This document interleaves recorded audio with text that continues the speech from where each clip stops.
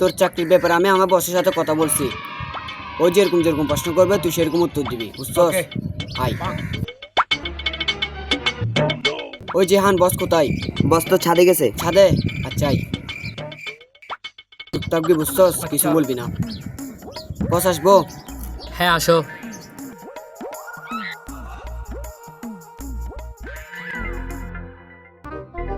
বস তোকে প্রশ্ন করবে তো আমি যেরকম যেরকম বলবো তুই সেরকম সেরকম করবি, বুঝছস? বস, কল দিয়ে বলছিলাম যে চাকরির ব্যাপারে ও আর কি। ও আচ্ছা, তুমি চাকরি করবা যে, তো তোমার কিসের অভিজ্ঞতা আছে? বলবি যে 3 বছরের অভিজ্ঞতা আছে। 3 বছরের অভিজ্ঞতা আছে। ও আচ্ছা, তো তুমি গাড়ি চালাতে পারো? বলবি যে হ্যাঁ পারি। পারি।